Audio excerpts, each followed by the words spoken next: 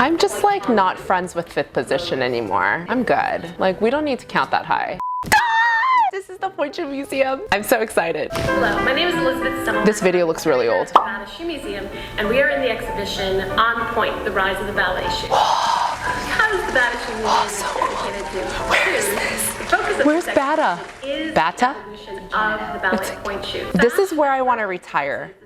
I want to go there and I want to live there and I want to die there. Oh my gosh, look at the satin slippers. Inevitably, point shoes, ballet shoes come to mind. But the history of dance dates back centuries, and in fact, my nerdy dreams are coming true. Oh my God, I want to go. Like members of court would wear high-heeled footwear. And so at first, specialized footwear was not a part of dance, and because of who is this woman? She's so cool. That's gorgeous. Was in some way that looks really narrow. Shoes. Once the French Revolution happened, nobody wanted to be caught dead in a pair of heels, including ballet dancers. Ballet dancers were interested, however, in retaining their sense of fashionable style. And so they began to wear, in everyday life, as well as for performing, the flat shoes. Everyday life? Oh, flat. Ladies. So finally, they were wearing a pair of shoes that was comfortable and even conducive to dance. So this is like the flat shoe. There's no platform. It's just going to a tip. Began to darn the sides of their shoes, giving a little bit of stability to that forepart of the shoe. Rise on Point. It was a very brief, dramatic feat, but it wowed audiences. And this was the nascency. This is probably the equivalent of us looking at like Cirque du Soleil now. Creating somewhat specialized for dance was going to change the way dance was performed. Well, that is when shoemakers started to actually get involved in creating an even more specialized form of footwear. The Italians were the first. Look at that platform, the difference. Hard, blocked point shoe. And so over time, Italian ballerinas were able to attain amazing feats, 32 fouettes on point, for example. Eventually, the Russians, the French, everyone started to want to get their hands on this technology. Technology.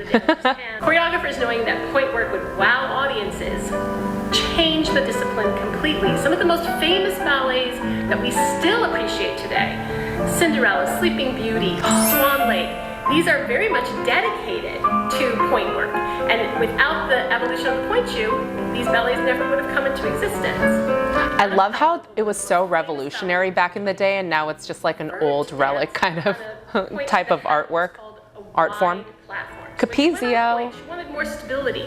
Some dancers actually criticized her and said that she was cheating, and all of her publicity photos actually feature a form of airbrushing that make the point shoe a little bit more narrow to appease those critics. Even though... Yeah, and point shoes are getting wider and wider now, even from like 10 years ago.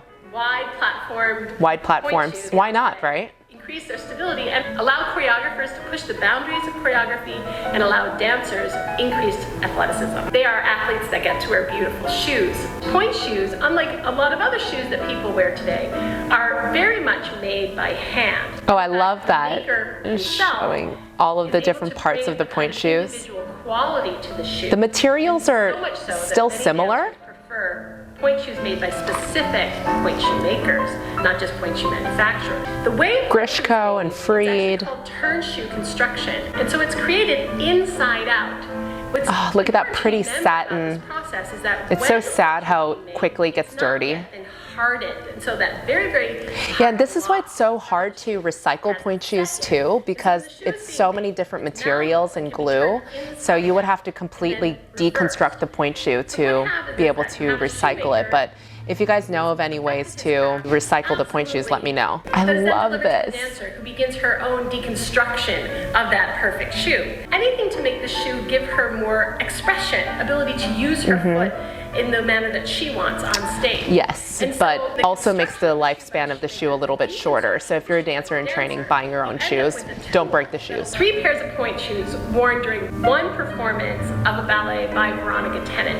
And what's interesting about this is that she's only half a shank. Performing required such intensive point work that she needed a fresh pair of point shoes for each act. This speaks to the brute That's not uncommon. Like during a classical piece, sometimes if it's 3 acts, they'll use a pair of point shoes per act. But you saw how she cut out half of her shank, so she's really only using the box to dance in. The fashion world has captured that, particularly with Oh yeah, ballet core, I learned all about that. I would argue that ballet flat has become such a fashion icon that no Truly. longer you have to wear high heels to be fashionable.